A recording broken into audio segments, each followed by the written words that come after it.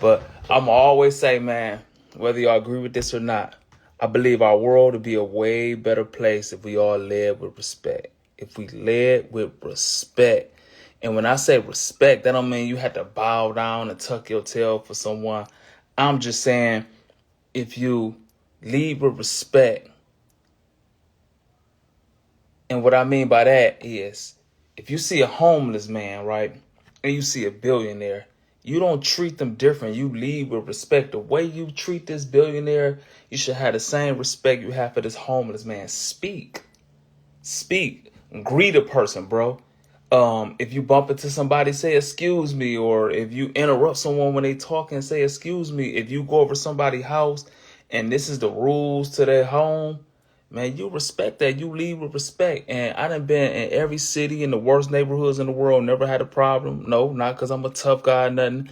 It's just because you lead with respect. And when people see you not a threat or you ain't trying to be over tough or over bougie and you just a respectful human being, people respect that, man. No matter how bad a person is, or I can't even say how bad a person is, no matter what a person do wrong. Because one thing I learned in life, man, no matter how good we think a person is bad stuff about them. And no matter how bad we think a person is good stuff about them. At the end of the day, we be human beings. We are human beings. And I believe if we lead with respect, you will get respect 99.9% of the time. Not saying everybody going to be respectful back, because it is some weak weasel scumbags. But at the end of the day, if we lead with respect, we will get respect back. We got to watch who we let speak in our life for real. Because a lot of times you won't think you special as you are, and somebody can actually see you special, see you unique. Or you might not be special, but they know you on the verge to changing your life. And the reason you probably changing is because the person you around, you might be around a mentor, or you might got a new girlfriend, a new boyfriend, or you might be around a business partner or somebody who is speaking life into you. And what happens is that person could see you and they would get in your ear and try to talk you against the person that's making the change in your life. And then, just like we plant seeds, people could plant word seeds in our mind, and then we start thinking different. And now we looking at this person who God put in our life. Now we looking at them sideways. We looking at this person sideways, and we would cut off a relationship. We would cut off a friendship, a business arrangement that is gonna better our life just because somebody got in our ear, bro. My mama gave me a perm when I was 2 months old, right? And so if you ask her about that right now, she'd be like, shit, that's the nappiest headed nigga I ever seen in my life. And then, so I never had milk as a kid. My mama gave me orange high C as a newborn baby. You know what I'm saying? Mama, hey, I'm dead serious. My mama gave me a perm when I was 2 months old, boy, on everything. My mama gave me a perm when I was 2 months. And so when I was a baby, when I was born, right, all my teeth grew in rotten. And so ask her, I'm dead serious, ask her. She ain't gonna deny. She be like, shit, boy, that nigga had the nappiest hair in the world, for real. And so, but my mama never gave me milk as a baby. Like, I ain't even talking about breast milk, not even cow milk, boy. Like, my mama gave me orange high C as a newborn baby. And to this day, I cannot drink orange high C. So all my teeth grew in rotten. Man, I'm dead serious. All my teeth, like when you, how old are you when your teeth start growing? Like 1 and 2. So when my teeth grew in, they growing rotten. And boy, the dentist had to pull my shit out one by one as they grew in. And so I didn't have teeth until, you know, like when your adult teeth come. And so I didn't have teeth as anybody, man, I didn't have teeth until I was like in the first grade. Because they pulled them out. So all my adult teeth came in and stuff like that. And so, yeah. Hey, you can't even say shit like that on the internet because I think it's funny, but shit, motherfucker probably. If my mama did that in this new millennium, she'd be in jail. And my homeboy used to cut hair, and they had a lot of roaches. Because I'll never forget, we over there, he cutting my hair, right? And they playing a video game. And so, you know, like, and if y'all from a neighborhood, bro, y'all know it's a rule, man. You don't kill roaches you don't kill other people roaches if they don't kill it, because that's like a sign of disrespect. So I already know. I grew up with roaches. So I know you don't go over people's house killing roaches. So he leave as he cutting my hair. It's a roach on the TV. So I go try to smash the roach, man. A roach on the inside of the TV. I'm like, what the fuck? And I was so hungry. So like, man, you want some Doritos? Like, he know I like Cool Ranch Doritos because we went to Libby together. I don't know why. I was hungry. I knew it was too many roaches to be eating over there. And so I got the chips up like this while he cutting my hair. I done grabbed the chips, a fucking roach on the chip. I done threw the roach. I done threw the chip with the roach and shit. He get mad like, man, you too dramatic. I used to talk to this dramatic girl. And I stopped talking to her because she, like, one time I had went to church with her, right? And so I think this was the end though, like, the whole ride to church, she bumping Gucci Man. She used to play this song on repeat. When you find me in a club with my shirt off, so the whole way there, man, she crunk all the way to church and shit. Man, so she walked in the door, became a whole nother person and shit, right? So the preacher preaching and shit, and like.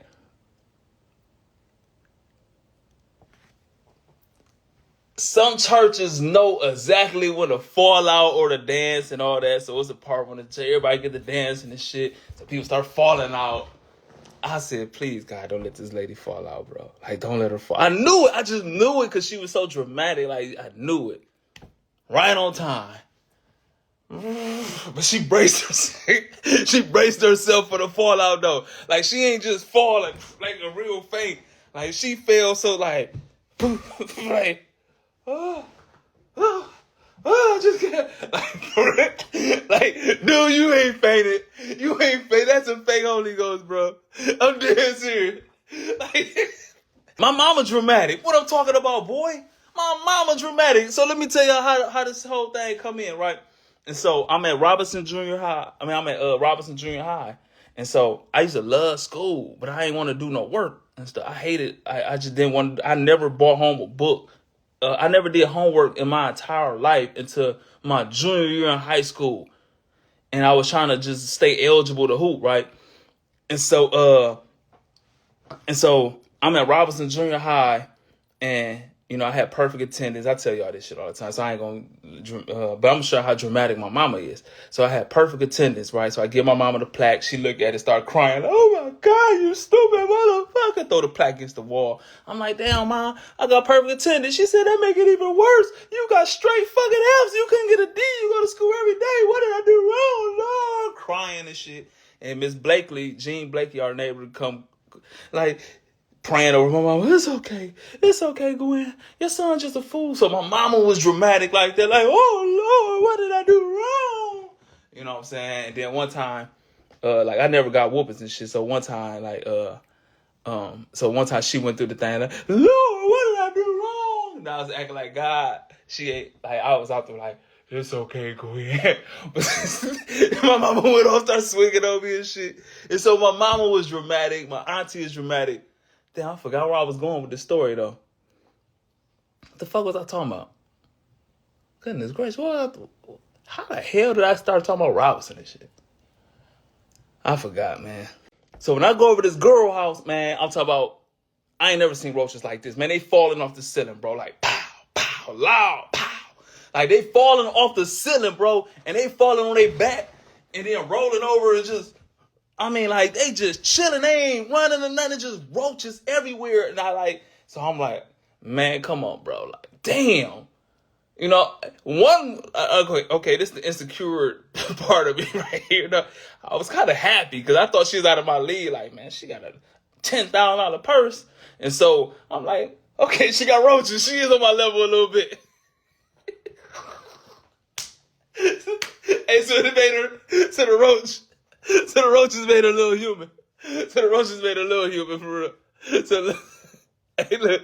So now I'm like, okay, I can relate. All my girlfriends in Toledo had roaches. You know, I'm from the South Side. I ain't really date women off the South Side and stuff like that.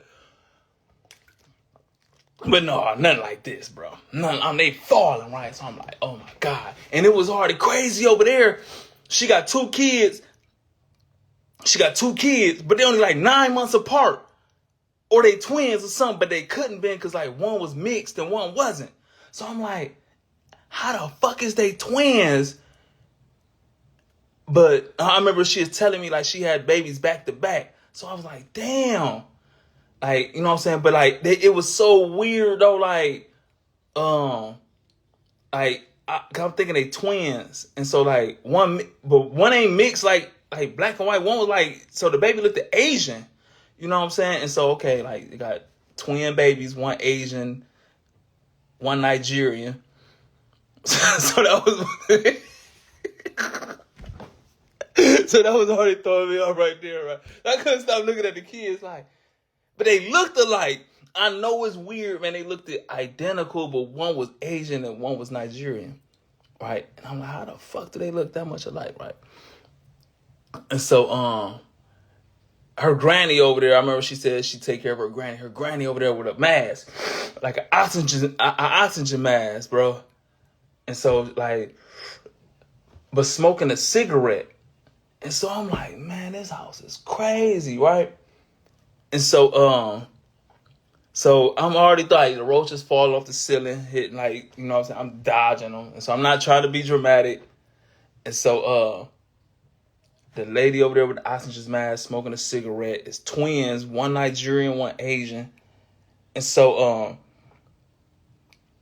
so now I'm feeling something on my leg. I look, oh, a roach crawling in my shoe. And so I'm like, oh, and that's me being dramatic. I'll jump, oh, and I jump back. And as I'm walking back, man, why I done tripped over the baby, bro? I done knocked the baby down behind me. And so the girl, she was mad at me anyway for jumping like, you act like you ain't never seen a bug before. You act like you ain't never seen a bug before, shawty. And I'm like, man, let me quit being dramatic because I can be dramatic. And then when I tripped over the baby, I done like, oh, I done overdid it and shit. You know what I'm saying? It fell. And it was over with. She dumped me. She dumped me on the spot. I had to stop eating meat and I had to stop eating cheese. I know I told this story, so I ain't gonna go back. I had got stabbed in my chest and my stomach about 10 years ago, right? And so what happened was the knife tore my intestines up real bad. And so they had to cut me open to redo my lung and my intestines and all that shit, right? And so about 4 years ago, I had went back to the hospital because, man, I had the worst pain I had in my on the side of my stomach that I ever had in my life. It hurt the worst to actually get stabbed and all that, right? And so this how I was talking. Look how ignorant I was, though. So there's like, Mr. Watson, we're gonna have to do another surgery. I said, hell no, I'd rather die, bro. Y'all not cutting me open no more. I'm dead since I wasn't going through that no more. And so I said, let me go back to Toledo where I'm from, where I actually got stabbed. And so I went back to Toledo and the dude was like, you do need surgery. And then this black lady came to me like, baby, don't let them cut on you no more. Just leave, don't eat no more meat and don't leave all that dairy alone. And the food to pass through. Because once they start fucking with your organs, and that shit ain't gonna never be the same. And so they redoing my intestines, all that. Like, you think your stuff gonna be normal when God made a certain way and we get humans stitching and fucking with your stuff. And so what happened is I left meat alone. Cause I've been stopped eating like pork and beef when I was 12. I had watched Malcolm X and thought I was Malcolm X and shit. Like, I'm not eating the pig, you know, like, I'm not eating no pork and all that. But so I never ate pork and beef as a kid.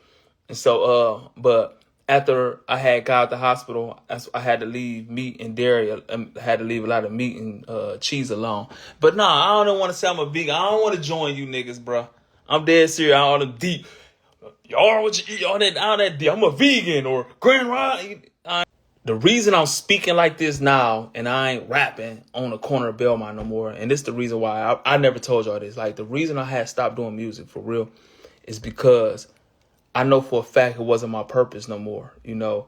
And what be your purpose for a minute is to get you here, but not to get you there. And I think rap got me here. Y'all probably wouldn't be on here or know who I am if I didn't do music. And now it's meant for me to take a message the next way. And so when I'm going through my life, I was in the hospital for down there a month. And so when I'm going over my life, only thing popped in my head was these Toledo riots. If y'all from Toledo, y'all remember the riots. And y'all remember I was on CNN and shit. I threw the first brick. Basically, you know, they say I threw the first, but I threw the second brick to start the riot. Somebody else from the north threw a brick. He just didn't. His shit ain't reached to the Nazis. I play baseball and shit, so I'm left-handed. So I pick. Okay, let me explain the riot so y'all get the picture. We all right here, the gang bangers and shit right here. You got the church people singing, "We shall overcome." You got the good people there. You know what I'm saying? You got the great, outstanding black people there, and you got us ignorant niggas right here. Keep it all 100. It's more of us than them though. So it's like 2,000 of us out there, and it's probably like 200 great black people and 2,000 of us gang banging niggas, right? And so, but the Nazis is probably like way back there, but in the middle of them is police on horses, police, and like, it's just probably 1,000 police, so you can't get to them, right? And so this dude from the north threw a bottle. It ain't going nowhere. I'm like, oh shit, I ain't think about that. So I picked up a brick. Woof! Man, it hit dude in his head. Boom! And so everybody started throwing bricks. Boom! So the police started trying to grab us and stuff like that. And so we ended up start hitting the like, I already got in trouble for this shit, so I can't get in trouble for it again. But anyway, a full-fledged riot breakout. So only reason I'm explaining that because I'm telling y'all what I was thinking about when I thought I was about to check out. So at that time, like, you know what I'm saying, you going over your life. Man, I couldn't think about no birthdays. I was on that fake ass deep shit. I ain't celebrating no white man holiday, no Christmas, and I was on that deep ass shit, right? And so I couldn't think of no Christmases, no nothing. I ain't had no kid at the time. I just only thing popped in my head. The highlight of my life was those riots. And at that time, I said, "Bruh, I lived a shitty life." And so I'm praying to God, like, if it's my time to go, I can go. I could lead this world in peace. And so if y'all ever listen to the song I made about Fred, it's called "Lead This World in Peace." And this how I got a relationship with God, right? Because at that moment, I hear God speaking to me like, nah, you ain't even started what I put you here to do. And at that moment, I knew what I was put here to do. And it wasn't me to be, I grew up on the corner. I knew it wasn't for me to rap no more. I knew it was for me to speak